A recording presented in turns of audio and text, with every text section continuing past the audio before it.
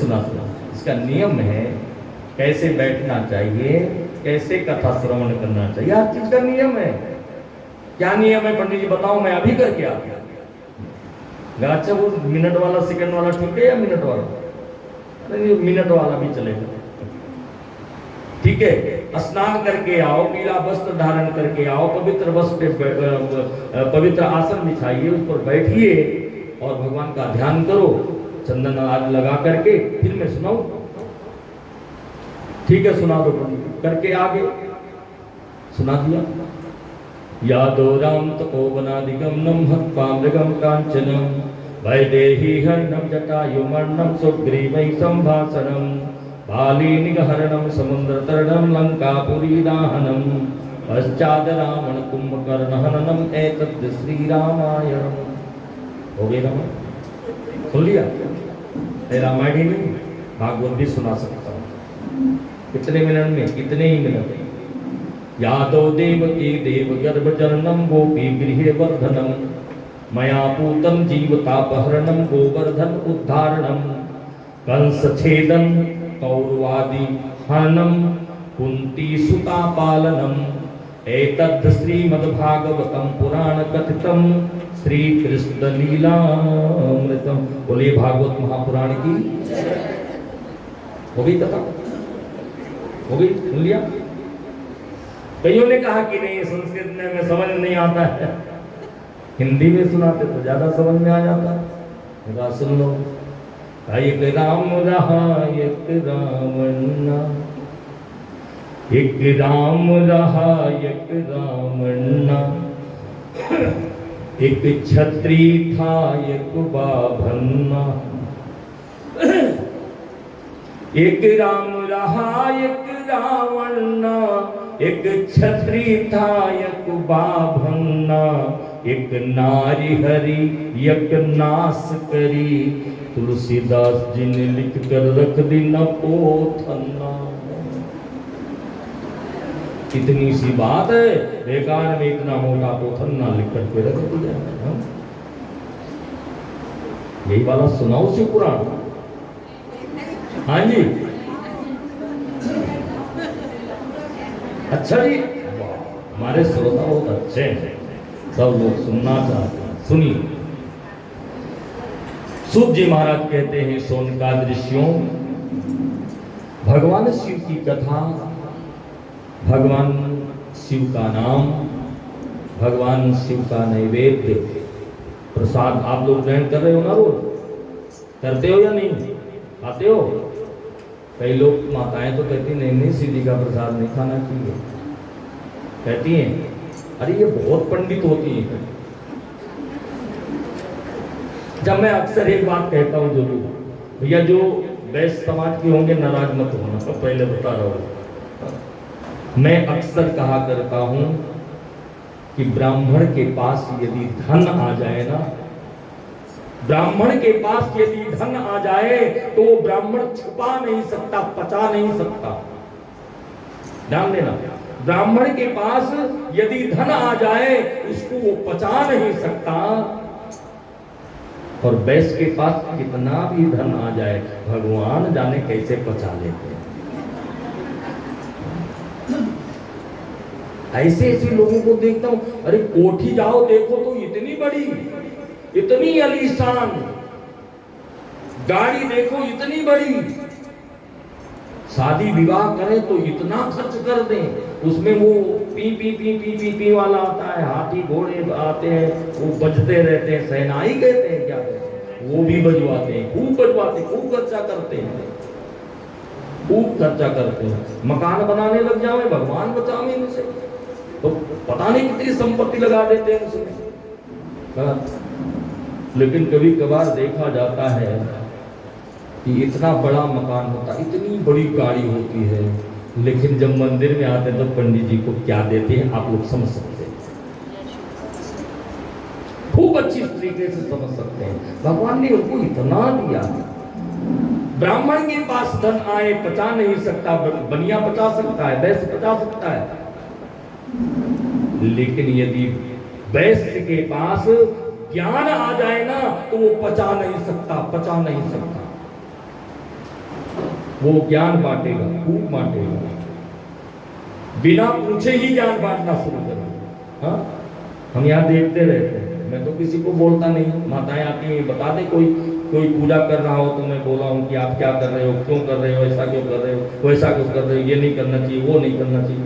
मैंने कहा हो किसी को बता दे, 20 साल हो गए, मैंने किसी को नहीं टोका। वो अपने भाव से पूजा कर रहे हैं ना, उसका भाव है, करने दो, हम उस पर टीका टिप्पणी क्यों करें। हाँ, कोई पूछता है तो बताना चाहिए, लेकिन ऐसे लोग यहाँ आते हैं बैठे बैठे सबको ज्ञान बांटते रहेंगे, ये नहीं करना चाहिए। अरे एक दिन की बात है, कोई कह रहा था कनेर का फूल नहीं चढ़ाना चाहिए। वो बेचारा कहाँ गए, वो तिवारी, हमारे तिवारी ने कहा कि पंडित जी कनेर का फूल नहीं चढ़ता है क्या शिव जी को। मैंने कहा क्यों क्यों, नहीं वो भगत जी कह रहे थे एक माता जी रोज कनेर का फूल ला करके चढ़ाती हैं, और वो भाई साहब आए थे, वो कह रहे थे कि इन माता जी को रोक देना कि कल से कनेर का फूल नहीं चढ़ाएंगे।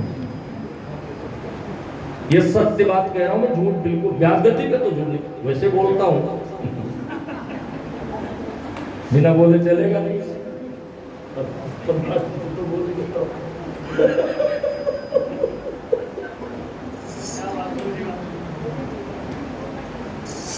इस प्रकार से खैर आइए प्रसंग में प्रवेश करें, ये सब बातें तो होती रहेंगी, वैसे ही बैठ करके बात कर लेंगे, लेकिन थोड़ा अच्छा भी लगता है ना, हो जाना चाहिए कभी कभार, चुटकुला भी हो जाना चाहिए।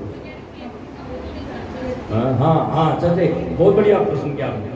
केतकी और चंपा का, मैंने शायद उस दिन बताया नहीं। हाँ, केतकी और चंपा को श्राप मिला है।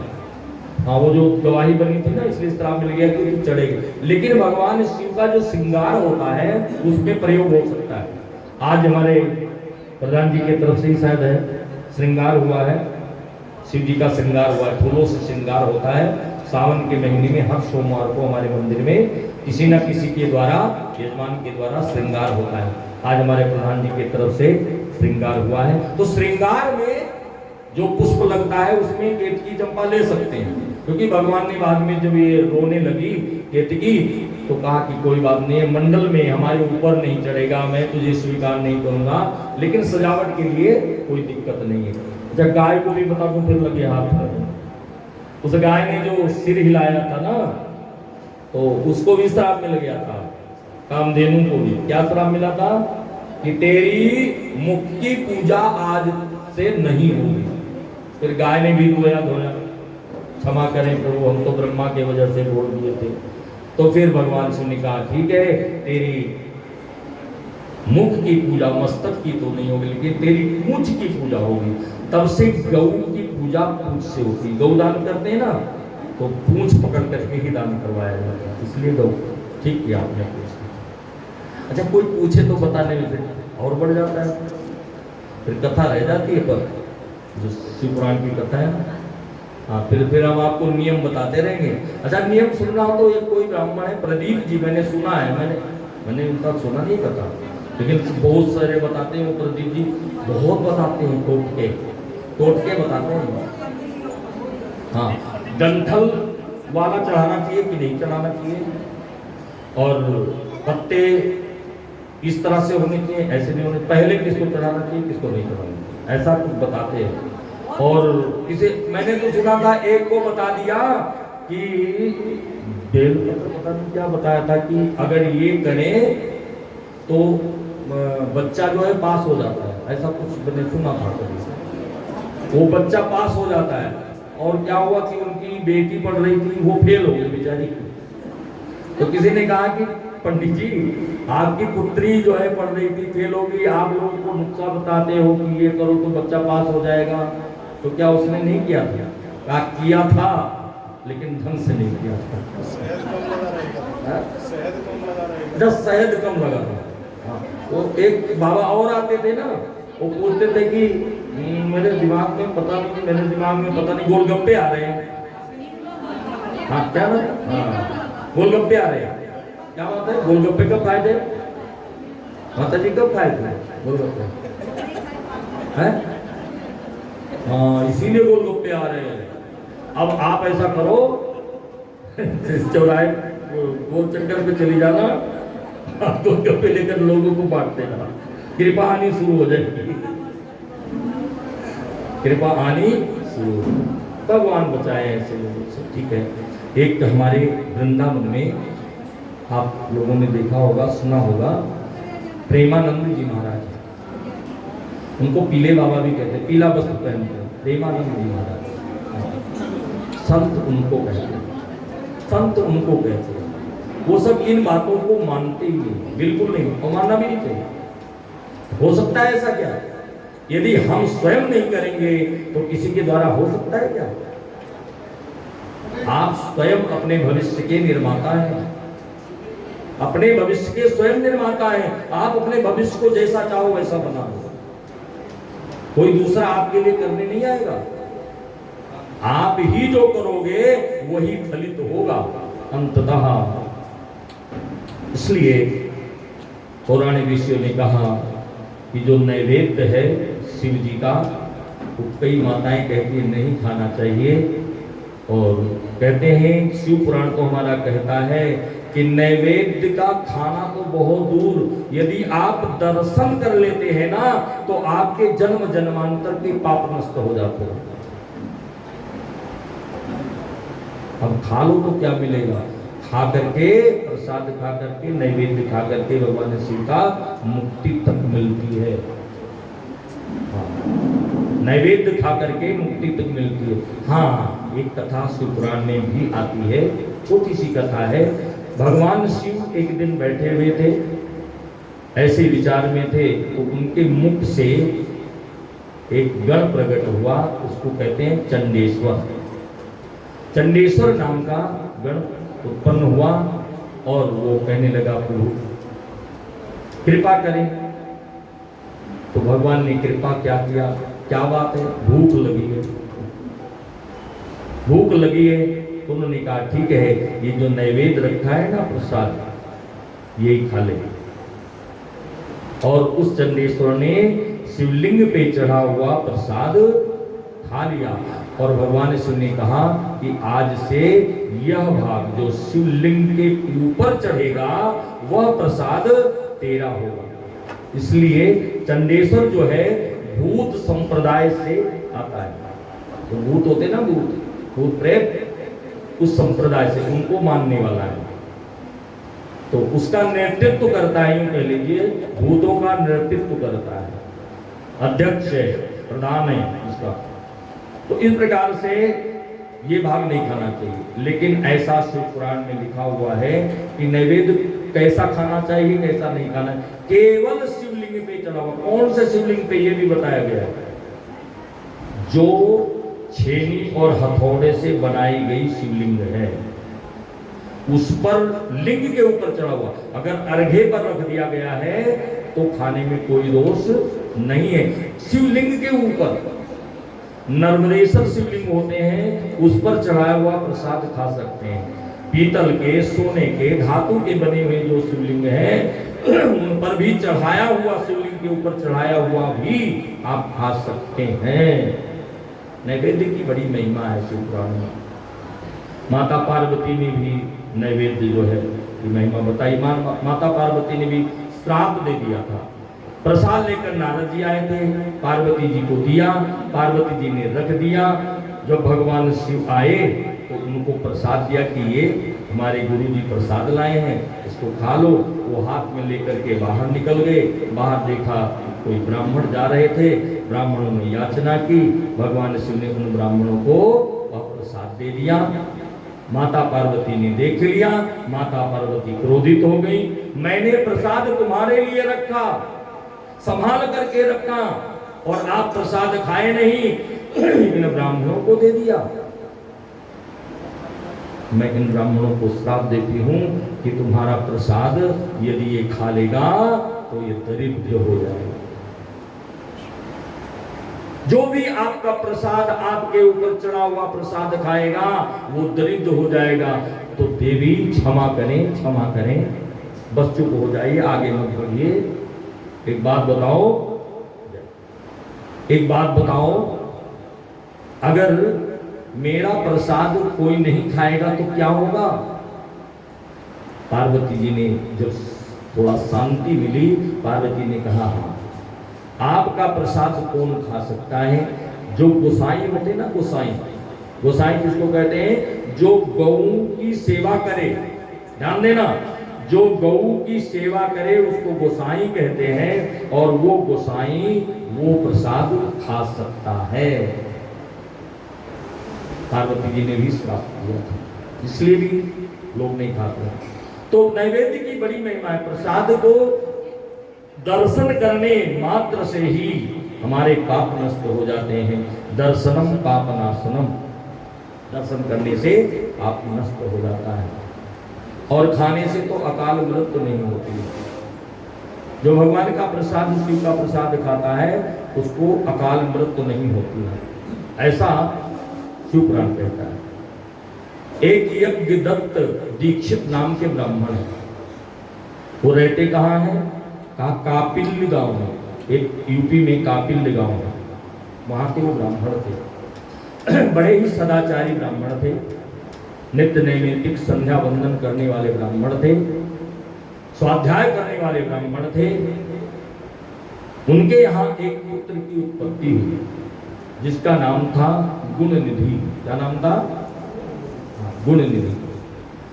गुणनिधि उनका बालक ऐसा निकल गया, थोड़ा बड़ा हुआ तो ऐसा निकला, पढ़ने के लिए भेजते तो वो आश्रम में न जाकर के, स्कूल ना जाकर के, रास्ते में गलत लोगों की संगति करनी होती। एक बात बताऊं, बच्चों को अच्छी शिक्षा देने के लिए तो स्थान बनाए गए हैं।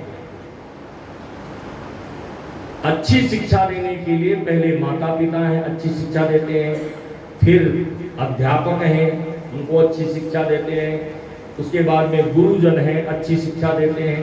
अच्छी शिक्षा देने के लिए तो बहुत से लोग हैं, लेकिन फिर भी अच्छी शिक्षा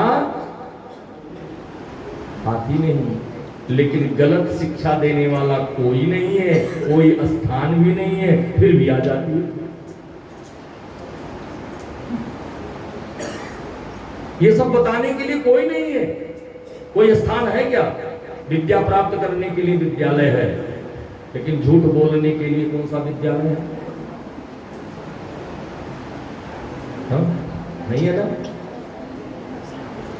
मतलब इसका कोई स्थान नहीं, फिर भी उसको आ जाता है। गुणनिधि स्कूल जाएगा, लेकिन वो रास्ते में नशा करेगा, यहां तक वो जुआ भी खेलने लगा। जुआ खेलता था, जब तक पैसे थे जेब में पैसे लगाए, पैसे ना रहे तो घर से चोरी करने लगा, घर में चोरी करके ले जाए और जुआ खेलते, कभी हार जाए कभी जीत जाए। अब उसको लत लग गई। जब ब्राह्मण देव आए, पत्नी से पूछे बेटा कहाँ है, गुणनिधि कहाँ है? माँ कह देती विद्यालय गया है। जब मैं पूछता हूँ विद्यालय गया है, विद्यालय गया है, अरे कभी वो घर पे रहता भी है। अब तो ब्राह्मणी जी को थोड़ा सा दुख हुआ, कहीं ये गड़बड़ रास्ते पे तो नहीं जा रहा है बच्चा, इतनी देर देर आता है। पीछा किया, माँ ने देख लिया और माँ आकर के घर में उसको बिठा करके बहुत समझाया, बेटा तू ये गलत कार्य कर रहा है, बहुत गलत है। मैं तो तुझे क्षमा कर रही क्योंकि मैं माँ हूं ना, लेकिन जब ये बात तेरे पिता को पता लगेगा ना, तो हम दोनों को वो छोड़ देंगे, परित्याग कर देंगे। बेटा ये कर्म छोड़ दे। लेकिन कहाँ मानने वाला। एक दिन की तो बात है, ब्रह्मदत्त जी जा रहे थे वहां से, तो एक सुनार की दुकान दिखी। उस सुनार के दुकान के पास में ही एक व्यक्ति खड़ा हुआ था। उसको देखा तो उसके हाथ में उंगली में नीलम की अंगूठी थी, सोने की, वो दूर से चमकी। तो ब्रह्मदत्त ने देखा तो उनकी अंगूठी थी ब्रह्मदत्त जी की। वो अंगूठी देख करके ब्रह्मदत्त जी ने कहा, अरे ये तो बहुत दिन से मिल नहीं रही थी अंगूठी मेरी, ये तो मेरी अंगूठी है। उस व्यक्ति ने कहा, महाराज मैं चोरी नहीं करता, डकैती नहीं किया हूं, आपके घर से चुरा करके नहीं लाया हूं। फिर कैसे तुम्हें प्राप्त हुई, किसने दिया तुम्हें? उसने कह दिया कि आपके पुत्र ने, गुणनिधि ने जुआ खेलते समय ये हार गया। और जैसे पिता को ये बात पता लगा वो तो बड़ा दुखी हुआ, बहुत दुख हुआ। वो घर आया और ब्राह्मणी को भी कहने लगा कि ये तुम्हारे कारण हुआ है। अच्छा, आजकल ऐसा होता भी है, गलत कर दे तो माँ ने किया है, अच्छा कर दे तो बाप है? कोई बात हो जाए, अगर हम कहने लग जाओ कि अरे तुम्हारी वजह से, तुम बहुत सह देती हो बच्चों को, तुम्हारी वजह से बिगड़े जा रहे हैं। हाँ ठीक है ना, गलत करे वो मेरा, अच्छा करे तो तुम्हारा, ऐसा जवाब मिलता है। माँ बाप के ऊपर क्या गुजरती है जब कोई शिकायत लेकर के आए। कोई जब दूसरा कहता है, माँ बाप जान पाता है उसके गुणों को, तो उस माँ बाप के ऊपर क्या गुजरती होती है, दिल फट जाता है, बहुत दुखी होता है। आज बहुत दुखी हुआ और आकर के गुणनिधि को बहुत डांटा, बहुत फटकारा और कहा जा हमारे घर से तू निकल जा, ऐसे पुत्र से ना होना ही अच्छा है। अब वो तो बालक रात को ही निकल गया, भाग गया घर से। अब भाग गया, वो सारा दिन चलता रहा, चलता रहा, चलता रहा। सायंकाल का समय हुआ, कहते उसको पता नहीं है कि मैं कहां पहुंच गया। चलते चलते बहुत दूर पहुंच गया। उसने देखा कि सूर्य अस्त हो रहा है, अब तो कहीं ना कहीं हमें विश्राम लेना होगा। उसने देखा कि वहाँ एक शिवालय है, शिव मंदिर है। उस शिव मंदिर में कुछ आरती पूजा हो रही है, घंटे घड़ियाल की आवाज आ रही है। उस बालक ने जाकर के मंदिर के पास जाकर के बैठ गया और बैठ गया। जब बैठा तब उसको आभास हुआ कि मैं तो बहुत थक गया हूं। और थकने के बाद में उसको यह आभास हुआ कि आज तो मैंने कुछ खाया पिया ही नहीं है, भूख लगी है, कुछ खाने के लिए चाहिए। वो मंदिर के बाहर बैठा, गेट के पास बैठा, जो मंदिर से जावे उससे कहे कुछ खिला दो, भूख लगी है। लेकिन जो मंदिर से बाहर जावे वो कहे देखो आज शिवरात्रि है, व्रत है, तुम्हें नहीं पता शिवालय में पूजा हो रही है, आज व्रत है और तुम खाने के लिए आ गए। कुछ नहीं दे। अंततः ब्राह्मणों से भी कहा भैया देवता जी भूख लगी है, मैं सारा दिन हो गया मैं कुछ भी नहीं खाया हूं, कुछ खाने के लिए दे दिए। ब्राह्मणों ने यही बात कही, अरे आज तो भोजन बना ही नहीं है, आज भोजन बना ही नहीं, आज शिवरात्रि है, शिवरात्रि का व्रत होता है, अब भोजन है नहीं, अब तुझे कल भोजन मिलेगा। कहकर के टाल दिया, दिया नहीं। अब तो इंतजार करने लगा, बैठा रहा, कोई न दिया, भूखा प्यासा पड़ा रहा। कहते हैं ब्राह्मणों ने जब अभिषेक कराना बंद किया और वो अपने अपने स्थान को चले गए। वहाँ जब मंदिर सुना हो गया, वहाँ बहुत सारी जोत जल रही थी, लेकिन सारी जोत जब बुझ गई उसमें एक जोत धीरे धीरे वो बुझने ही वाली थी, वो थोड़ा सा ही घी बचा था, वो जल रही थी। उस गुणनिधि बालक ने देखा कि मंदिर में कुछ ना कुछ तो जरूर मिलेगा, पूजा किया है भक्तों ने तो वहां प्रसाद जरूर होगा। और वो मंदिर के अंदर गया, लेकिन मंदिर के अंदर गया तो वहां पहले प्रकाश नहीं होता था, लाइट नहीं होती,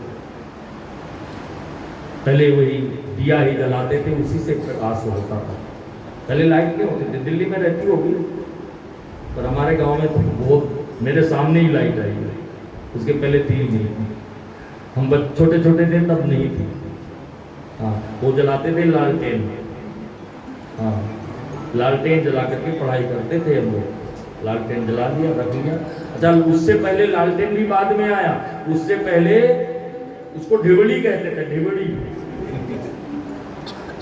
छोटा सा होता था, उसमें मिट्टी का तेल केरोसिन डालते थे, केरोसिन कहते क्या, केरोसिन, हाँ जो मिट्टी का तेल होता है वो डालते थे, उसमें बाती लगाते थे और वही जलता था। जगह जगह रख देते थे, उसी से उजाला होता। ये लालटेन वगैरह तो बाद में आया। लालटेन के बाद में एक गैस आया, गैस लट्टू वाला, वो भी जलता था, प्रकाश होता था खूब। उसके बाद में धीरे धीरे सब आगे बढ़ गए। खैर उस मंदिर में अंधेरा था, इसलिए उसको कुछ दिखाई नहीं दे रहा था। उसने विचार किया, अपना अंग वस्त्र निकाला उतार करके और उस अंग वस्त्र को जला दिया उस दीपक से जो थोड़ी थोड़ी जल रही। और जब वो अंग वस्त्र जलाया तो खूब ढेर सारा जला, खूब प्रकाश हो गया। उसमें उसने देखा कि खूब प्रसाद रखा हुआ है और वहां से प्रसाद उठाया, भरा और कहा कि अब मैं बाहर निकल करके जा करके छुप करके खाऊंगा। वो निकल के भाग के जा ही रहा था कि भागते भागते कोई सोया हुआ था, उसमें पैर टकराया, वो गिर गया और जैसे गिरा वो उठ गया। उठकर देखा तो ये गठरी बांध करके भाग रहा था। कहा चोर चोर चोर चोर, चोर आया। अब तो वहां सब जो थे जाग गए, आ गए, दौड़ के आए, कौन है कौन है? कहा चोर चोरी करके मंदिर से भागा जा रहा है। अब जो आवे एक घूंसा दे, जो आवे एक थप्पड़ लगाए, जो आवे कोई डंडा लेकर आवे, कोई कुछ लेकर, पीट पीट करके उसको वहीं पर मार डाला। उसकी मृत्यु हो गई। जब उस बालक की मृत्यु हुई,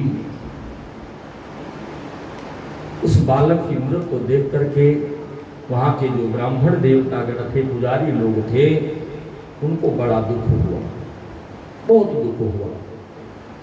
अच्छा, हमें भी दुख हो रहा है थोड़ा थोड़ा। आपको हुआ?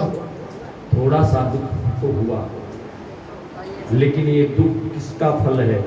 कहा अपने कर्मों का ही फल होता है। किसका फल होता है? अपने कर्मों का फल होता है। इस बालक ने ऐसा कौन सा कर्म कर दिया जिसको पीट पीट करके मार दिया गया? आप कहेंगे कि चोरी किया, जुआ खेला। अरे चोरी करना, जुआ खेलना, ये तो बहुत छोटी सी बात है। ये अनायास ही लोग किया करते हैं, ये इसकी कोई मान्यता नहीं है इतनी। अरे यहाँ तक लोग तो जुआ का दिन भी रख दिया, दीपावली।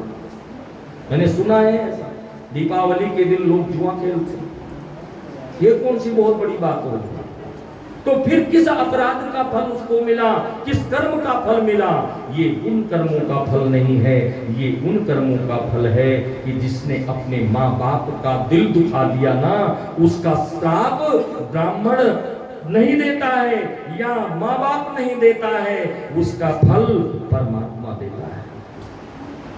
जिसने अपने माँ बाप का दिल दुखाया वो कभी सुखी रह नहीं सकता। उसको ऐसे ही दुखों को भोगना पड़ेगा। देखने में लगता होगा बड़ा सुखी है, लेकिन वास्तव में वो सुखी नहीं होगा जिसने अपने माँ बाप का हृदय दुखा दिया। ऐसे हमारे कुल में जन्म लेने वाला बालक है, इतना अगर कह दिया ना तो माता पिता मानो मर गए। कोई कह दे तुम्हारा बेटा चोरी है, चोर है, चोरी करता है, तुम्हारा बेटा आज वहां जाकर के ऐसे कर्म किया है। माँ बाप सुनते उनका कलेजा फट जाता है, दुखी हो जाता है। ऐसी औलाद हुई, ऐसी औलाद से ना औलाद होती तो ठीक। जिसने माँ बाप का दिल दुखा दिया उसको भगवान स्वयं दंड देते हैं। वो दंड कोई और नहीं देते। माँ बाप का जो श्राप है, श्राप और आशीर्वाद दिया नहीं जाता है, ध्यान देना। हम आपको आशीर्वाद के रूप में पढ़ते हैं, मंता रथा सफला संत पूर्णा संत मनोरथा शत्रूणाम बुद्धिना सुतस्तु मित्राणाम मुदयस्तु आयुष कामा यशस् कामा धनस्य कामा भवन्तु ते। इतना आशीर्वाद देते हैं, ये देने से नहीं मिलता है। श्राप और आशीर्वाद दोनों लेने देने की चीज नहीं है। किसी का मन प्रसन्न कर दो, आपको आशीर्वाद मिल जाएगा। किसी का दिल दुखा दो, अपने आप श्राप मिल जाएगा। देने की जरूरत नहीं पड़ती है। माँ बाप का दिल दुखा दिया, माँ बाप कभी चाहता है अपने पुत्र को श्राप दे? कोई देता है क्या? नहीं देता है। अपने आप मिल जाता है। माँ बाप के ऊपर बड़ी कथाएं याद आ रही हैं, लेकिन मैं उस पर नहीं जाऊंगा, नहीं ये रखा रह जाएगा। इस प्रकार से गुण निधि की वहीं पर मृत्यु हो गई। कहते हैं उसी समय भगवान शिव के गण आए और उसको लेकर के पहुंच गए। क्यों? क्योंकि जब मार रहे थे ना, दुख से दुखी होकर के केवल एक ही बात कह रहा था, हे भोलेनाथ, हे प्रभु, हे परमात्मा। हम लोग तो रोते चिल्लाते भी है ना, जैसे कोई मारे तो। एक आपने देखा होगा कुछ दिन पहले, कुछ वर्ष पहले महाराष्ट्र में साधुओं को मारा गया था। कैसे मारा गया था दिखाया गया था। कैसे लोग होते हैं, कैसे निर्दयता पूर्वक मार रहे थे। जब मार रहे थे ना, तो वो भोलेनाथ को याद कर रहा था, क्योंकि शिवरात्रि थी। वहां जो शब्द निकलते थे, जो लोग गाते थे, वो उसके कानों में पड़ा। तो उस दिन तो उसके मन में एक ही छाप आ गई, ओम नमः शिवाय, ओम नमः शिवाय। वो भी जपता रहा, केवल एक ही बात कहता, ओम नमः शिवाय, हरि ओम नमः शिवाय, ओम नमः शिवाय, हरि ओम नमः शिवाय, ओम नमः शिवाय, हरि ओम नमः शिवाय, ओम नमः शिवाय, हरि ओम नमः शिवाय, ओम नमः शिवाय, हरि ओम नमः शिवाय, ओम नमः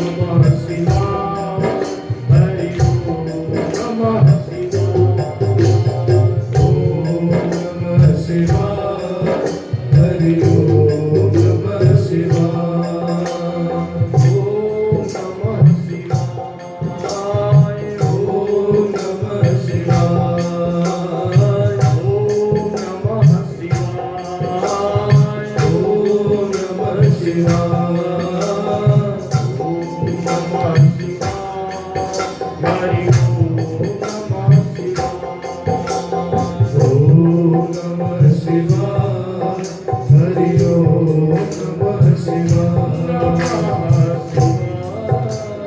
बोले गौरी शंकर भगवान की हर हर महादेव, हर हर महादेव, हर हर महादेव। अच्छा, इससे नींद थोड़ी भाग जाती है, सुस्तीपना दूर हो जाता होगा ना। हम कल आपको काम में लगा देंगे, ऐसे काम में लगाएंगे कि आपको सुस्ती आएगी नहीं। ठीक है, मेरा वादा रहा, कल से, आज नहीं, कल से लगाऊंगा। आज से लगाओ, हाँ हाँ, शिव विवाह करो। आज छोटा वाला विवाह है, आज शिव और सती का विवाह है, छोटे वाला। इस प्रकार से भगवान का नाम जप करने की वजह से भगवान के गण आए, उसको लेकर के शिव धाम गए। भगवान शिव ने कृपा की और उस कृपा से, भगवान शिव की कृपा से, कहते हैं कि कलिंग देश के राजा,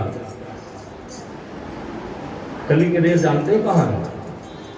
ये पहले के नाम है, पुराने नाम, पुराणों के नाम पुराने होते हैं। कलिंग देश के राजा, कलिंग देश है कलकत्ता, कलिंग देश कलकत्ता कहलाता है।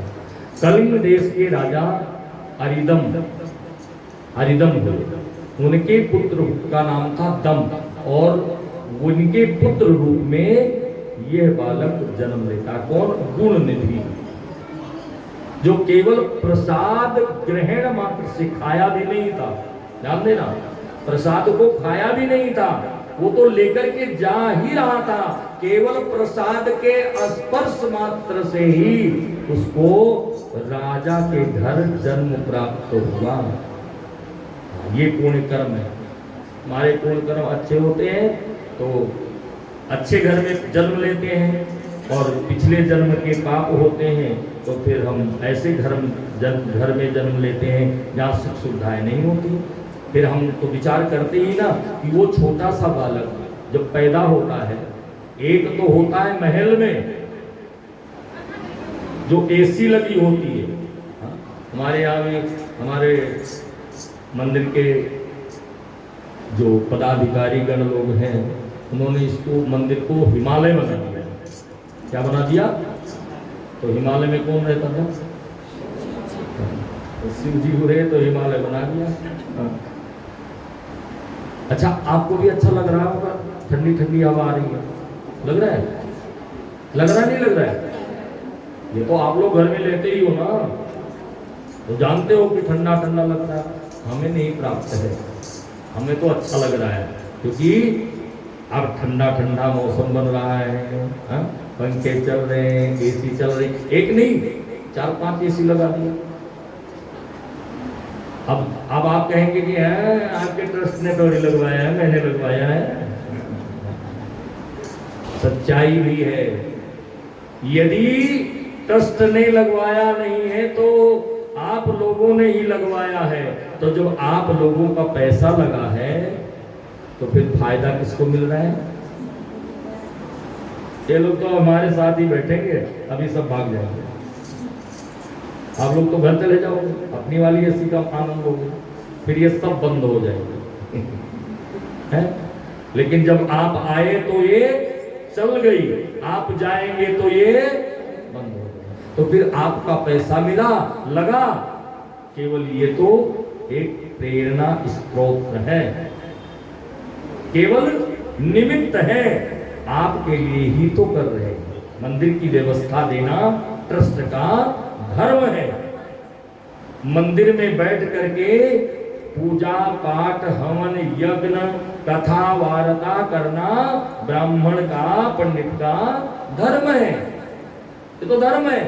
ऐसे ही जो पदाधिकारी गण लोग हैं, ये तो अपने धर्म का पालन कर रहे हैं। पैसा आपका तो फिर फल भी आपको, एसी का आनंद भी आपको। अच्छा, एसी किसी ने कहा, मैंने कहा कि भैया एक एसी की कमी है।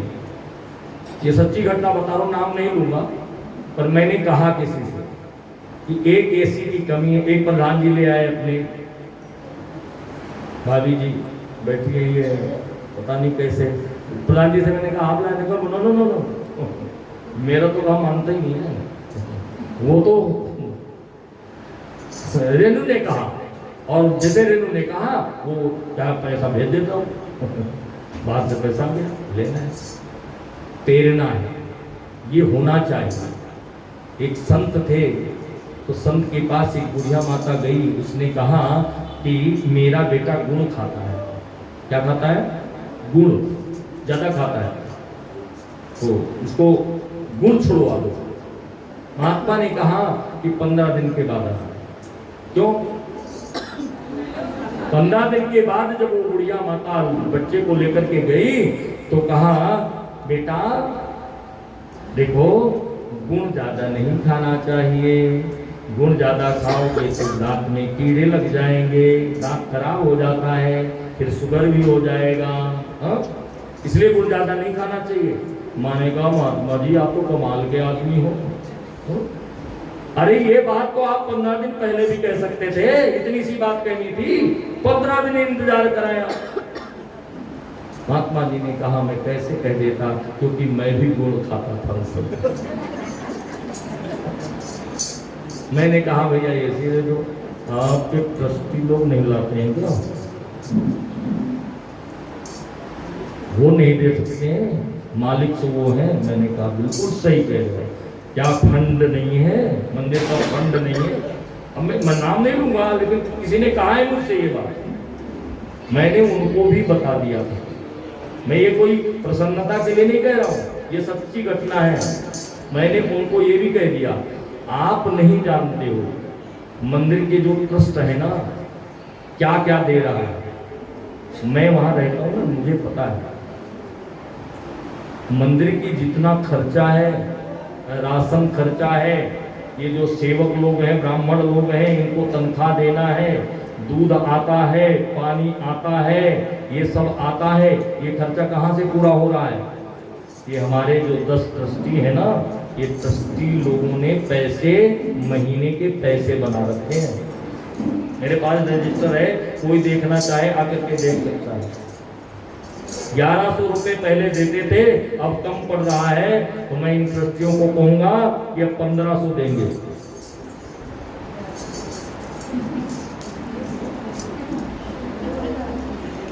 कम पड़ रहा है। हाँ हाँ कर दो, अब यहाँ तो कर ही दोगे ना, अब यहाँ तो करो, करना पड़ेगा, होगा।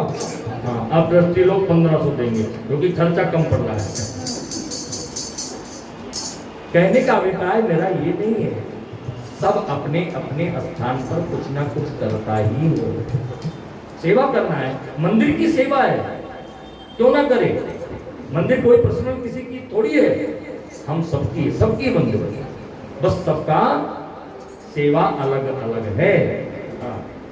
इन लोगों का सेवा लगा रखा, मंदिर की व्यवस्था देखो अच्छा रहे, ठीक ठाक रहे। अच्छा आप लोग बताओ, मंदिर की व्यवस्था अच्छी है या नहीं है? अच्छा, जो कहता है कि अच्छी नहीं है वो हाथ उठाए जरा। भैया प्रधान जी और भैया गर्ग साहब देखो। अच्छा जिसकी व्यवस्था, अच्छा जिसको व्यवस्था अच्छी लगी हो वो हाथ उठाए।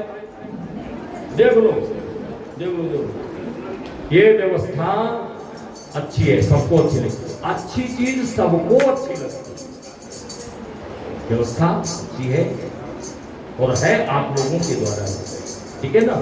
आप लोगों के द्वारा ही ये व्यवस्था दे पाए हैं। अगर आप मुझे यहां पर नहीं बिठाते, घर का जो भी जो बेड़ा नहीं बिठाते यदि, तो फिर मैं कैसे आपको एक कथा सुना पाता, बताइए, नहीं सुना पाता ना। ऐसे ही हर व्यवस्था अपनी अपनी जगह होती है। इस प्रकार से अब व्यवस्था में न जाए, नहीं तो कथा आगे बढ़ेगी नहीं। तो क्या हुआ, अरिदम के पुत्र हुए जिनका नाम पड़ा दम। क्या नाम था? दम। कलकत्ता के राजा थे उस समय, कलिंग देश के राजा। अरिदम का पुत्र दम हुआ, और दम जब बड़ा हुआ तो जब पिता ने योग्य समझा तो राजगद्दी पर उस दम को बिठा करके स्वयं चले गए वन में तपस्या करने के लिए। और वो दम जब राजा हुआ तो अपने राज्य में अनेकों शिवालय बनाए, भगवान महादेव की मंदिर बनवाए, जगह जगह मंदिरों का निर्माण करवाया। और दूसरा कर्म ये किया कि अपने राज्य में ढिंढोरा पिटवा दिया कि आज से जो भी हमारे राज्य में है सब लोगों को दीप दान करना होगा। ध्यान देना, क्योंकि वो समझ गया, सारी बात देख रहा था, उसको स्मरण बनी रही कि मैंने केवल वस्त्र जला करके दीपदान दिया, उससे भगवान शिव प्रसन्न हो गए और मुझे राजा के घर में जन्म मिला। यदि मैं वास्तव में दीपदान करूंगा तो मुझे क्या मिलेगा। तो उस राजा ने, दम ने पूरे राज्य में कहा दीपदान रोज होना चाहिए। अच्छा, उसमें कई लोग ऐसे भी रहे होंगे, नास्तिक लोग और कि आलसी लोग, कि जो दीपदान नहीं करें, क्यों करें, हम क्यों करें, वो राजा है करता है, करने दो। हाँ, बहुत से लोग रहे होंगे। पर उस राजा ने एक ढिंढोरा और पिटवा दिया। क्या पिटवा दिया कि जो हमारे राज्य के अंदर दीप का दान नहीं करेगा उसको फांसी की सजा दी जाएगी। अब तो सब के सब दीप दान करने लगे। अच्छा, अभी आपको कह दिया जाए, कहने की कोई से जरूरत नहीं है। देखो आप लोग 4 बजे से पहले आ गए हैं, 3:45 बजे। 4 बजे में जब आए हो तो बहुत कई लोग आ गए थे, कम से कम 50 लोग तो आ ही गए थे। आपको कह दिया जाए कि आप अगर 4 बजे से और 6 बजे तक या 7 बजे तक आपका सिर हिलना नहीं चाहिए तो भगवान मिल जाएंगे। लाओगे या नहीं लाओगे? हाँ, नहीं लाओगे? वाह, ताली बजा दो। आहा, क्या बात है। नहीं लाएंगे, ऐसे भक्तों की आवश्यकता है, ऐसे भक्तों की आवश्यकता है। चाहे देखो, चाहे डर से पूजो भैया मानो, या फिर प्रेम से मानो, मानना तो पड़ेगा ही। अब आप कथा में आ गए हो तो सुनना पड़ेगा ही, चाहे अच्छी कथा हो हैं। अच्छी है, अच्छा समझ में आती है ना, अच्छी है तभी तो कह रहा हूँ। दीप दान किया, शिवालय बनवाए, और जब तक रहा उसने ये कर्म छोड़े नहीं। अपने जीवन में एक चीज उतार लीजिए। मैं ये नहीं कहता हूं यही कर्म करिए, लेकिन एक नियम ऐसा बना लीजिए कि मैं ये कर्म करूंगा ही करूंगा। भगवान नियम से बहुत, और घड़ी के अनुसार, हाँ घड़ी के अनुसार, टाइम से हमारा नियम होना चाहिए। अगर हम नियम बनाए कि हम 7 बजे मंदिर जाएंगे तो आपका नियम 7 बजे का होना ही चाहिए। 6 बजे का नियम बना लो, 6 बजे जाना। 5 बजे का नियम बना लो, 5 बजे जाना। आपको रोज जाना चाहिए। तो नियम से ज्यादा भगवान प्रसन्न होता है। आप जानते हो ना बैजनाथ जी के वो चरवाहे ने नियम से लाठी मारी थी और भगवान को प्रसन्न होना पड़ा था। प्रसन्न होकर के उसको दर्शन दिया। ऐसे भगवान है शिव हमारे। तो इस प्रकार से दीपदान के फल स्वरूप, शिवालय आज बनवाने का फल स्वरूप, वह जो दम था राजा था, अगले जन्म में यानी तीसरे जन्म में जाकर के यक्षों के घर में जन्म प्राप्त किया। यक्ष के घर में जब जन्म हुआ उसका, तो यक्षों के द्वारा संस्कार दिया गया। और संस्कार कहते हैं भगवान शिव को सब मानते, यक्ष हो, राक्षस हो, दैत्य हो, मानव हो, दानव हो, ऋषि हो, मुनि हो, ब्राह्मण हो, क्षत्रिय हो, वैश्य हो, शूद्र हो, कोई भी हो, भगवान शिव को सब मानते। यक्षों ने भी कहा भगवान शिव की आराधना करनी चाहिए। फलस्वरूप उस बालक ने बड़े होने पर भगवान शिव की बड़ी आराधना की, और उस आराधना से भगवान शिव प्रसन्न हुए। प्रसन्न होकर के दर्शन दिए और कहा वरदान मांगो। उस बालक ने जब आंखें खोली तो भगवान शिव और पार्वती दोनों समक्ष खड़े देख करके वो बालक, माँ पहले तो शिव जी का दर्शन किया, प्रणाम किया, उसके बाद माता जी को प्रणाम किया और दर्शन किया। और दर्शन जब किया तो माता जी को तो देखता रह गया। माता इतनी सुंदर थी, इतनी सुंदर थी कि उनको देखता रह गया, टकटकी लगा लिया। और ये दृश्य देख करके माता पार्वती जी थोड़ा सा भाव गड़बड़ हुआ उनका। माता पार्वती शंकर जी से कहती, देखो महादेव ये कौन है, ये आंखें गड़ा करके मेरी तरफ देख रहा है। ये कानून भी लागू हो गया, पता नहीं बताते हैं लोग, कानून है किसी को लगातार देखते रहना भी दंडनीय अपराध है। वो देखने लगा। भगवान शिव ने कहा, अरे तेरे माँ के समान है, तू तपस्या किया है, प्रसन्न हुए हैं, हम वरदान देने के लिए आए, तेरी माँ जैसी है और तू गलत भाव से देख रहा है।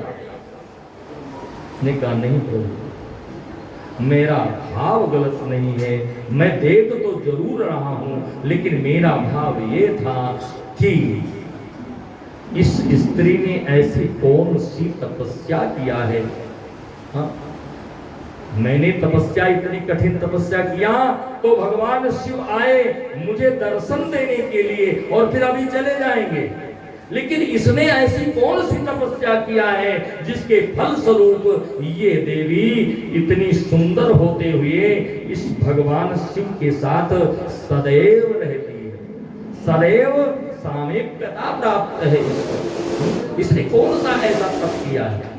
भगवान शिव उसके विचारों को देख करके बहुत प्रसन्न हुए और कहा वरदान मांग, जो चाहे वरदान मांग। उस बालक ने कहा प्रभु एक नहीं, जब आप प्रसन्न हो रहे हैं तो वरदान मैं मांगू तो 2 वरदान मांगू।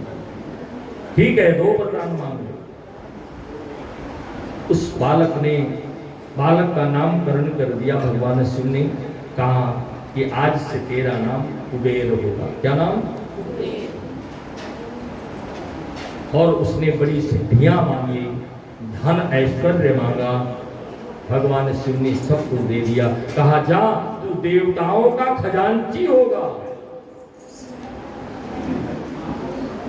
तू धन का मालिक होगा। इसलिए कुबेर को धनाध्यक्षाय देवाय नर योग वेशने महाराज राजाय कुबेराय नमो नमः। धनाध्यक्ष कहते हैं, धन के अध्यक्ष माने गए। ऐसे कुबेर को कहते हैं अलकापुरी, कुबेर की नगरी है। और कुबेर जाकर के काशी में भगवान शिव का आराधना किया था। भगवान शिव काशी में ही प्रकट होकर के दर्शन दिए थे और उस आराधना पर उसको जब वरदान दिए तो उस कुबेर ने ये मांगा कि प्रभु हमारे ऊपर इतनी कृपा करें कि आप मेरे अलकापुरी के पास में एक कैलाश पर्वत है, बड़ा सुंदर है, बहुत विशाल है, वहां पर आप निवास करना। उस कुबेर के कहने पर भगवान शिव काशी से आए, अपने गणों के सहित, अपने अर्धांगिनी समेत सारे शिवगण उनके साथ हो लिए और आज कैलाश पर्वत पर पहुंच गए। कैलाश पर्वत पर पहुंचे, ब्राह्मणों को बुलाया, गृह प्रवेश कराया। बताओ कैलाश में कोई घर था क्या? नहीं था। भगवान शिव तो खुले आकाश में रहने वाले देवता हैं, लेकिन उसमें बड़ी बड़ी गुफाएं थी। उन गुफाओं को ही घर मान करके गृह प्रवेश भी करना। देवताओं ने दुंदुभी बजाई, सबने बड़ा ही उत्सव मनाया और सब मिलकर के कहने लगे। कैलाश में बैठ गए भगवान शिव और सब मिलकर के बोले। भगवान शिव ने क्या किया? सबको खूब खिलाया, खूब पिलाया, खूब आनंद दिया और सत्कार किया, बिठा दिया। कहा आप लोग बैठिए और आनंद लीजिए। भगवान शिव ने डमरू उठाया और डमरू लेकर के कैलाश के शिखर पर पहुंच गए और भगवान शिव ने डमरू बजाना प्रारंभ किया। भोलेनाथ ने डमरू बजाया, भोलेनाथ ने डमरू बजाया, कैलाश से आनंद छाया। भोलेनाथ ने डमरू बजाया, कैलाश में आनंद छाया। शिवशंकर ने डमरू बजाया, कैलाश से आनंद छाया। शिव शंकर ने डमरू बजाया, कैलाश में आनंद छाया। कैलाश से आनंद छाया, कैलाश में आनंद छाया। कैलाश से आनंद छाया। कैलाश में आनंद छाया।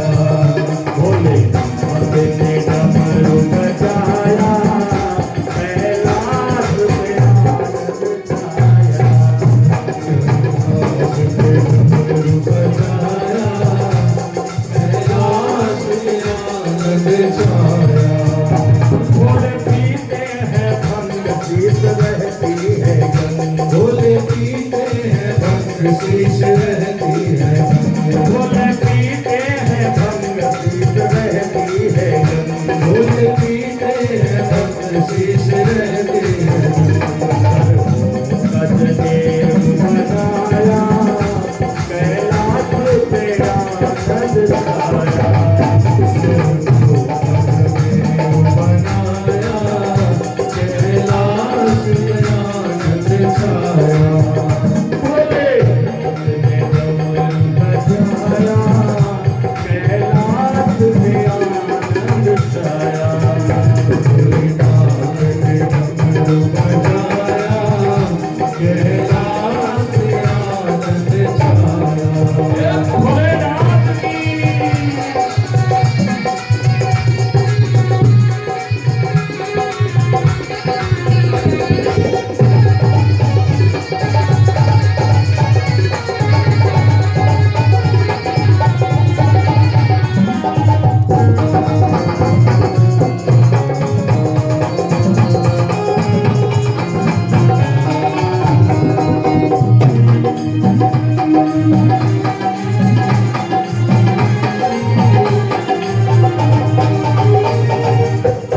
भस्म अंग में रंगाए मृग छाला बिछाए भस्म अंग में रंगाए मृग छाला बिछाए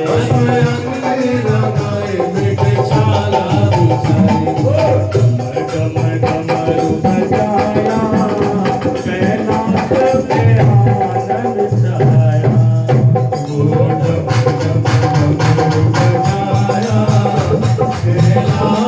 पे आनंद छाया बोले आपने डमरू बजाया कैलाश पे आनंद छाया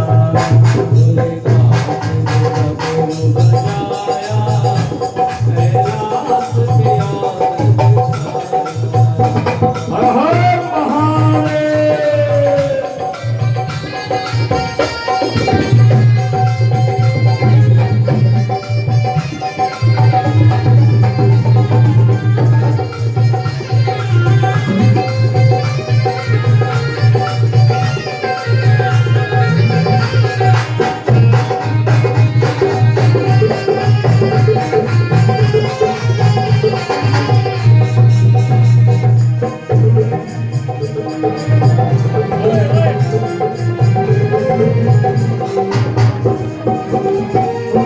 भोले महाराज रखो भक्तों की लाज हर बम भोले महाराज रखो भक्तों की लाज अरे भक्तों की लाज रखो संतों की लाज भक्तों ने मिलकर गाया कैलाश पे आनंद छाया बजाया कैलाश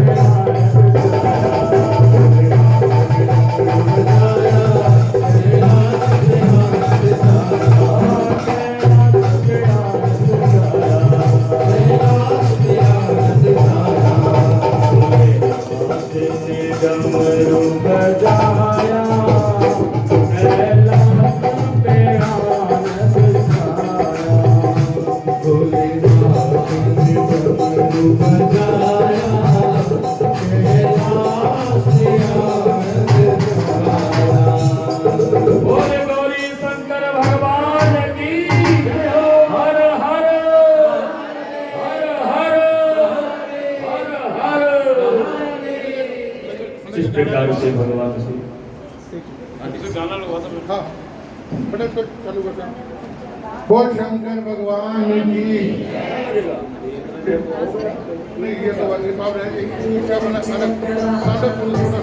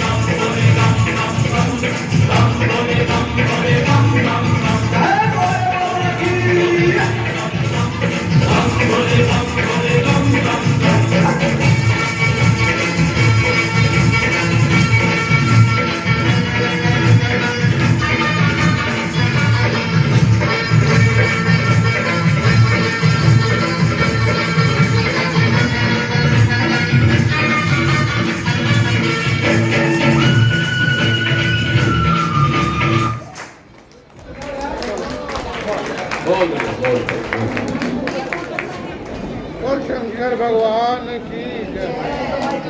चलो बहुत हो गया बोले गौरी शंकर भगवान की हर हर हर हर महादेव। बहुत बढ़िया। साक्षात शिव स्वरूप अभी बाकी है।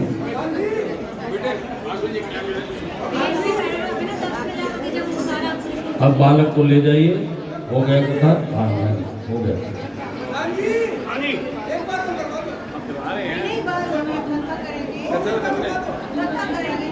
बोले गौरी शंकर भगवान की। अच्छा नचाना चाहते हो कथा सुनना चाहते हो? कथा वाले हाथ उठाओ, नचाने वाले हाथ उठाओ, नचाने वाले हाथ उठाओ।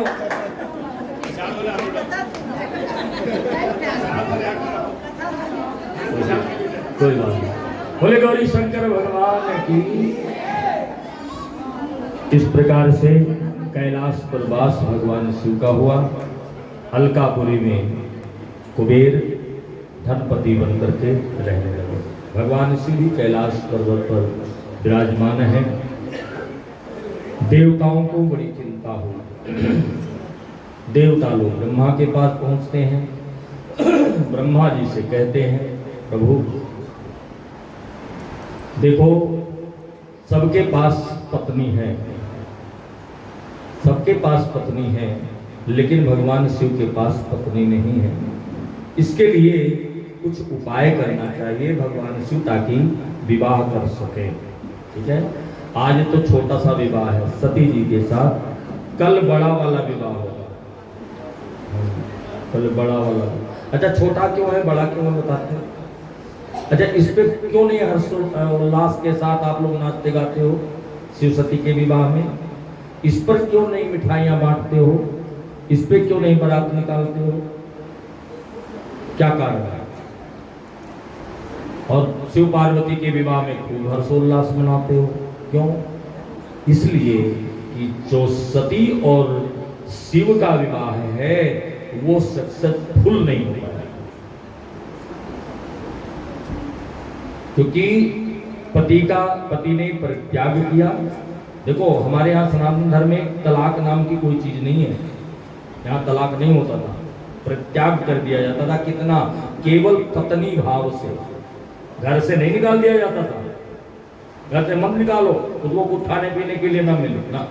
तलाक में ऐसा होता है, हमारे यहाँ तलाक नहीं होता।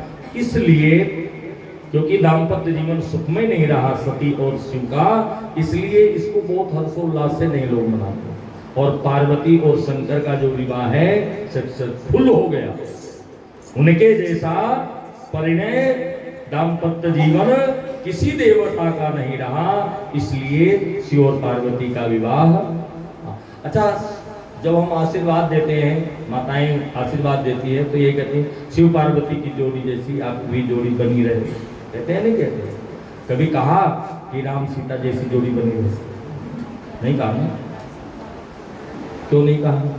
क्योंकि उनकी सदा जोड़ी नहीं बनी रही, इसलिए शिव पार्वती का ही आशीर्वाद दिया जाता है।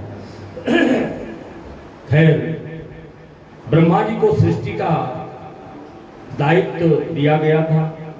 ब्रह्मा जी ने सृष्टि रची, उससे पहले भगवान शिव की सृष्टि हुई। भगवान शिव ने एक से अनेक होना चाहा तो उनकी पराशक्ति माया रूप में प्रकृति के रूप में उत्पन्न हुई और प्रकृति से महातत्व की उत्पत्ति हुई। महातत्व से गुण उत्पन्न हुआ, गुण विभक्त हुआ। एक ही गुण था, सत्य रज और तम, ये तीनों एक ही गुण था। एक गुण उत्पन्न हुआ तो वो उसके तीन विभक्त हुए, तीन बन गए। और जब तीन बने तो सत्य रज और तम तीन गुण बन गए। और जब वो फूटा तो उसमें चूरा निकला। कोई भी चीज भेली है उसको तोड़ो तो उसमें चूरा कुछ ना कुछ निकलता है, वो चूरा निकला। वो चूरा इकट्ठा हुआ, उससे गणेश की उत्पत्ति हुई। बोले गणेश भगवान की। इनको आदि गणेश कहते हैं। और लोग कहते हैं शंकर जी के विवाह में गणेश जी की पूजा हुई थी और पार्वती जी से पैदा हुई। कहते हैं ना, कहते हैं गणेश जी की पूजा शंकर जी के विवाह में हुई है, गौरा और शंकर जी के विवाह में। गणपति पूजा पहले हुई है। लोग कहते हैं बताओ बाप की शादी में बेटे की पूजा। कई लोग कहते हैं बाप की शादी में तू नहीं गया था बराती? बच्चा कहता है नहीं मैं था ही नहीं, सो रहा था मैं तो। अच्छा सो रहा था, सो रहा था। लेकिन बाप की शादी में गणेश जी की पूजा हुई है। उन गणेश की पूजा नहीं हुई है, इन गणेश की पूजा है जिसको आदि सृष्टि में उत्पन्न हुए। जो गुणों के विभाग होने पर चूरा निकला, उससे गणेश की मूर्ति तैयार हुई और वो गणेश आदि गणेश कहलाते हैं। हमारी माताएं गाती हैं, गाती हूँ ना आपको, पहले आदि गणेश मनाया करो फिर भोले जी का दर्शन पाया करो। गाते हो ना? तो उन आदि गणेश की बात हो। तो भगवान शिव की सृष्टि हुई, उसके बाद में ओम से सृष्टि हुई। ओम से सृष्टि जब हुई तो पहले गायत्री मंत्र आया, गायत्री मंत्र के बाद में वेद मंत्र आया, वेद मंत्र के बाद में ओमकार विभक्त हुआ। आ उ यू जो है अकार उकार और मकार और चकार और बिंदु, इससे जो है ब्रह्मा विष्णु और महेश की उत्पत्ति हुई। और ब्रह्मा जी बीज बने और विष्णु जी योनि बने और भगवान शिव बीजी बने, उसमें बीज डालने वाले। उससे फिर एक अंडा उत्पन्न हुआ, अंडे से दो विभक्त किया गया, एक स्वर्ग लोक बना और एक पृथ्वी लोक बना। और इस लोक पर फिर स्थापना हुई भगवान शिव की नगरी काशी की। काशी की नगरी किया तो वहां पर अपने दाहिने अंग से अमृत की धारा बरसाई, उससे एक पुरुष उत्पन्न हुआ। उस पुरुष का नाम रखा गया विष्णु। विष्णु जाकर के कहते हैं शयन करते हैं, उनके शयन करने से उनके सारे शरीर से जल की धाराएं बहने लगी, जल ही जल हो गया और जल में वो भगवान विष्णु शयन करते हैं। तो कहा कि जो जल में शयन करता हो, जल को नार कहते हैं। क्या कहते हैं? नार। संस्कृत भाषा में नार भी कहा गया। तो नार में अयन यानी शयन करने वाला कौन? कहा नारायण। बोले नारायण भगवान की। विष्णु अलग है, नारायण अलग है। अच्छा जी, ओके।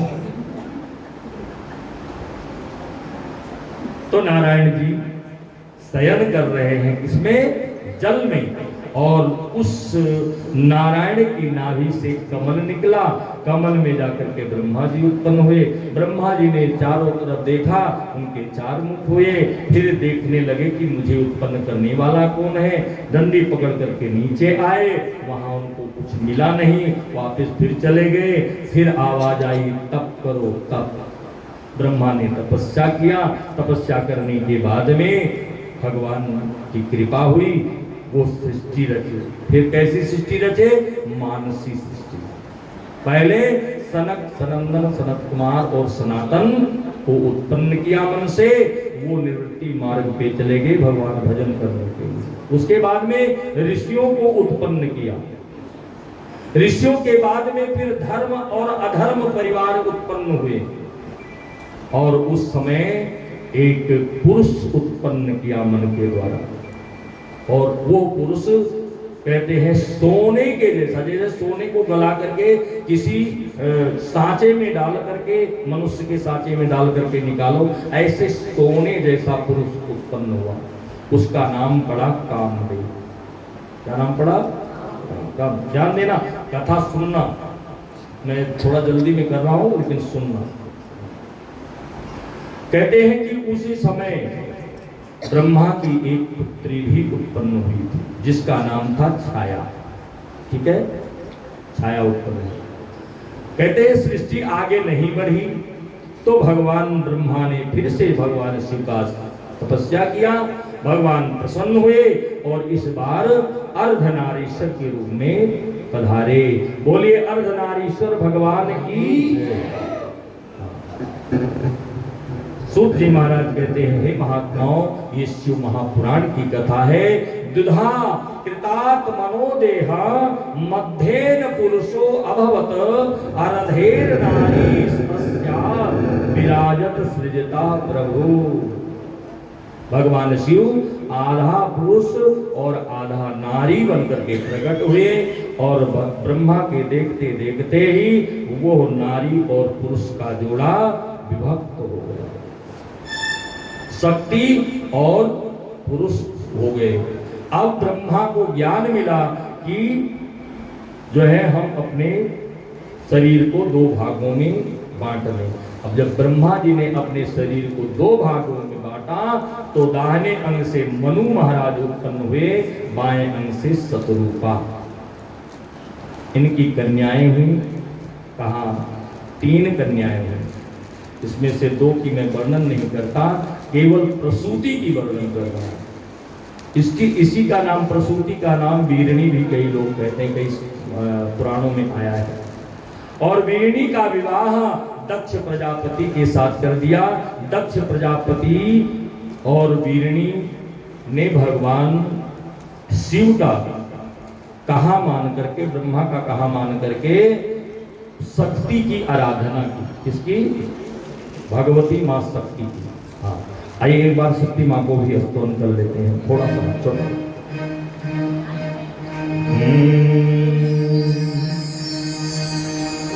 बड़ा प्यारा सजा है दरबार भवानी, प्यारा सजा है दरबार भवानी, प्यारा सजा है दरबार भवानी, प्यारा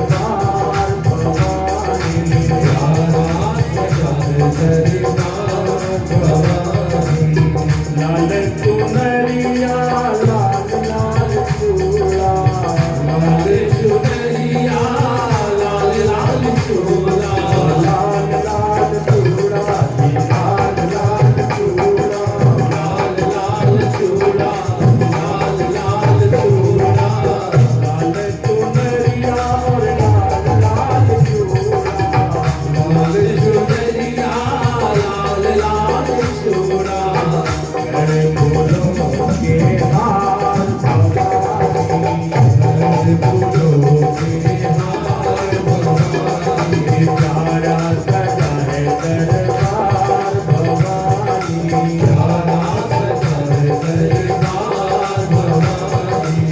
पल में भरती झोली खाली, पल में भरती झोली खाली, पल में भरती झोली खाली, पल में भरती झोली खाली।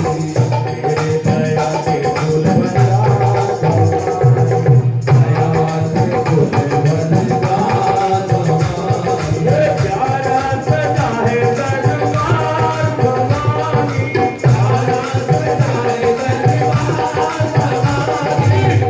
सजा है दरबार भवानी, प्यारा सजा है दरबार भवानी।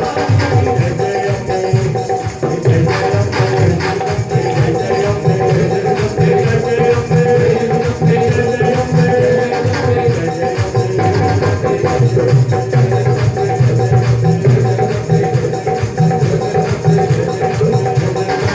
बोले अम्बे महारानी की।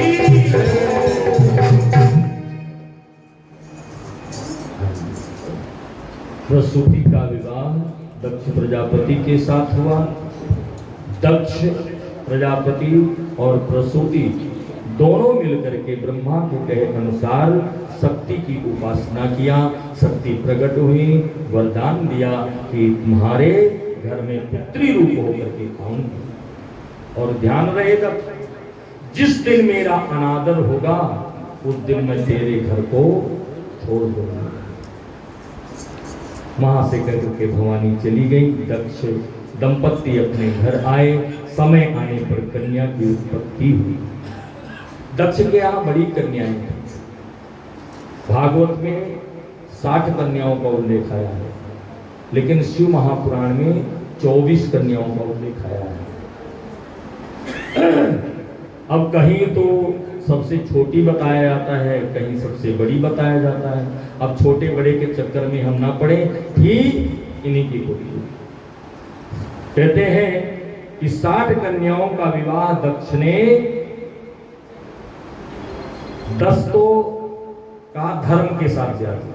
10 कन्याओं का विवाह धर्म के साथ कर दिया और 27 कन्याओं का विवाह चंद्रमा के साथ कर दिया और 13 कन्याओं का विवाह महाराज कश्यपु के साथ किया और 4 कन्याओं का तार्च जो नाग देवता है, इन्हीं तार्च की पूजा आज की जाती है। शेष नाग की पूजा आज की जाती है। आज नाग पंचमी है। 2 भृगु महाराज को ब्याही गई, 2 अंगिरा को, 2 और 1 उषास्व को। अब इनको जोड़ा जाए तो पूरी 60 हो गई। और जो 61वीं है वो हुई सती जी। सती जी का विवाह भगवान शंकर के साथ होना निश्चित हुआ। ब्रह्मा जाकर के शिव जी से कहते हैं। शिव जी ने कहा, देखो भैया, हम विवाह तो करेंगे नहीं। कहा क्यों? भगवान शिव ने कहा कि यो निर्वृति सुमार्गस्था स्वात्मा रामो निरंजनः अवधूत तनुर्ज्ञानी सब दृष्टा काम वर्जितः। जो निष्कामी है, जो अवधूत है, जो कामना से शून्य है, जिसकी कोई कामनाएं नहीं है, जो भोगों से सदा दूर रहता है, ऐसे को स्त्री से क्या प्रयोजन है? ब्रह्मा ने कहा, नहीं प्रभु जी, देखो सबके पास स्त्रियां हैं, आपके पास भी पत्नी होनी चाहिए। ब्रह्मा जी ने भगवान विष्णु को याद किया। भगवान विष्णु आए। भगवान विष्णु ने कहा, बाबा कर लो ना, देखो ना, इन्होंने सारी व्यवस्था कर दी है। दक्ष की पुत्री बन करके आ गई है, आपकी ही शक्ति है और उन्हीं से आपको विवाह करना है। भगवान विष्णु के कहने पर भगवान शिव मान जाते हैं और कहते हैं, सती जी तपस्या के लिए वन में गई। सती ने बड़ी घोर तपस्या भगवान शिव की किया। भगवान शिव प्रकट हुए हैं और कहा किस कामना से आपने मुझे बुलाया है? कहा आप सब कुछ जानने वाले अंतर्यामी प्रभु, आप नहीं जानते हो, आप तो सब कुछ जानते हो। भगवान शिव ने कहा हाँ मैं जानता हूं, तो हाथ पकड़ा और कहा चलो, मैं जानता हूं ना। सती जी का हाथ पकड़ा और कहा चलो ना, मुझे पति के रूप में चाहती हो ना, मैं तुम्हारा पति बन गया, चलो। ये भारत की कन्याएं हैं, भारत की स्त्रियां हैं। इन्होंने कहा नहीं नहीं, मैं जरूर चाहती हूं आपको पति के रूप में, लेकिन मैं वरण नहीं कर रही हूं आपको मेरे पिता से मांगना होगा, ये मांगना होगा तभी मैं प्राप्त हो सकती हूँ आपको। नहीं नहीं, मैं मांगता हूं उनका किसी से नहीं, मैं तो देने वाला हूं, मैं क्यों मांगू? नहीं प्रभु, मेरे लिए आपको मांगना होगा। हाँ, ये प्रेम है। भगवान शिव से सती जब ऐसा कहा तो भगवान शिव मान गए। कहते हैं ब्रह्मा के द्वारा कहा जाओ बता दो, तिथि नक्षत्र वगैरह निकल आए। तिथि नक्षत्र दिन आदि का शोधन हुआ और वो तिथि वार नक्षत्र आ गया। हम और आप तो जानते हैं कि शिवरात्रि भगवान शिव का जन्म दिवस मनाया जाता है, लेकिन भगवान शिव का विवाह किस दिन हुआ था? जो भी यहाँ पर बैठे हुए इतने सालों से आप लोग कथा श्रवण किए हैं, इसमें से कोई जानता हो तो हाथ उठा करके बताएगा शिव जी का विवाह किस दिन हुआ था? बरसों से कथा सुन रहे हैं आप, बड़ी शिव पुराण की कथा सुनी है। कौन सा तिथि है, कौन सा दिन है? नहीं है, नहीं है, और बोलो। हाँ, ये बिल्कुल सही है। हाँ, हमारे मंदिर में भगवान शिव का विवाह कल होगा, आज भी होगा। लेकिन जो वास्तविकता में जो तिथि था वो क्या था, मैं आपको बता देता हूँ जानकारी के लिए। चैत्र का महीना था, हाँ, त्रयोदशी तिथि थी, ध्यान देना, बिल्कुल लिख लो चाहे। चैत्र का महीना, त्रयोदशी तिथि और नक्षत्र उत्तरा फाल्गुनी नाम का नक्षत्र था। उस समय भगवान शिव का विवाह हुआ था। है? अपनी पत्नी से हुआ था, सती जी का विवाह हुआ। ठीक है, विवाह हुआ। हाँ, ये भी बता देता हूँ, 7:05 पर दिन था सोमवार। भगवान शिव को सजाया गया, सज गए, दूल्हा बन गया। भगवान शिव को सजाया गया, दूल्हा बनाया गया। इधर सती जी को दुल्हन बनाया गया।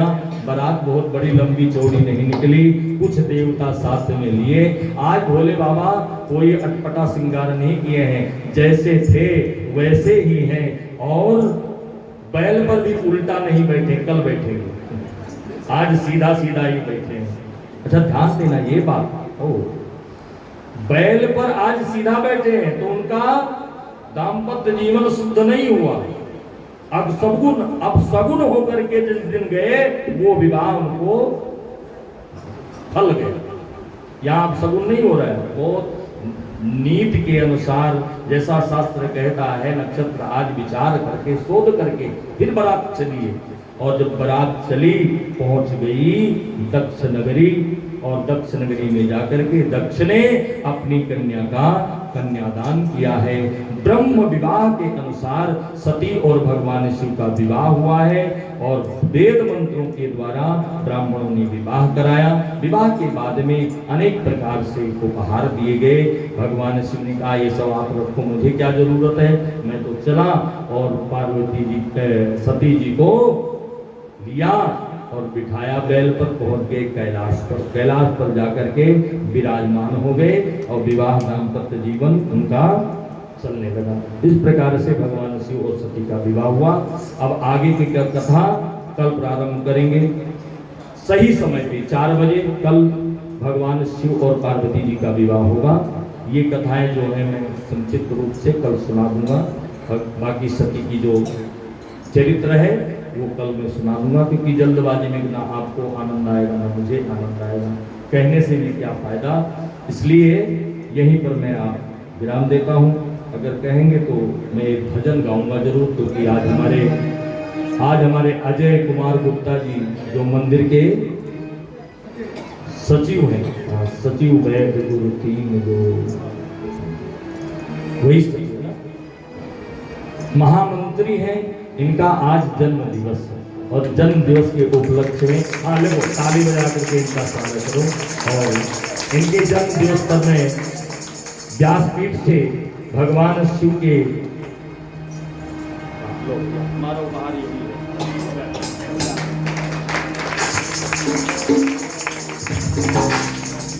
बार बार दिन ये आए, बार बार दिन ये जाए, बार बार दिन ये आए, बार बार दिन ये आए, आपकी हजारों साल साल के दिनों बचा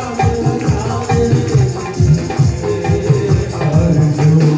Happy birthday to you, happy birthday to you, happy birthday to you, happy birthday। इतने उदार है हमारे गुप्ता जी, इतने उदार हैं कि कोई भी कार्य करना। हाँ भाई लोग आओ, समझी लोग आओ, आओ आगे आओ, इधर आओ, और थोड़ा सा आनंद लेते हुए गाएंगे, बधाई गाएंगे। बधैया बाजे आंगने में, बधैया बाजे आंगने में, बधैया बाजे आंगने में, बधैया बाजे आंगने में, आंगने में, आंगने में, आंगने में, आंगने में, बधैया बाजे, आंगने में, बधैया बाजे, आंगने में।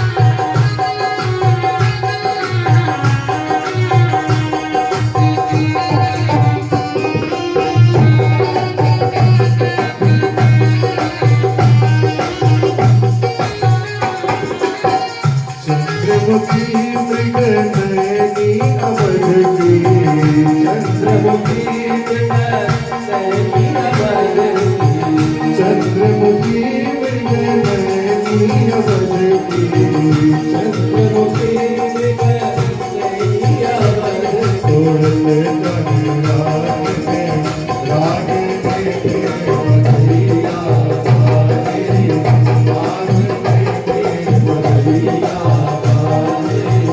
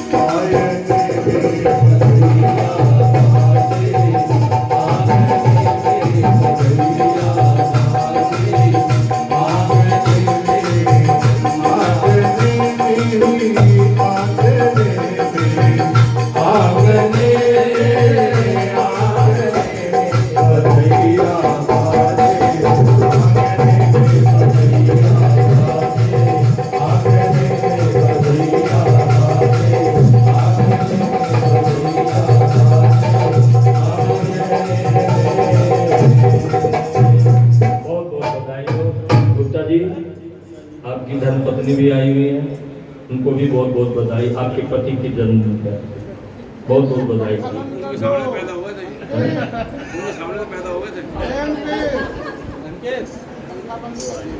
बोले गौरी शंकर भगवान की हर हर हर हर हर हर। अब आरती होगी जैसा कि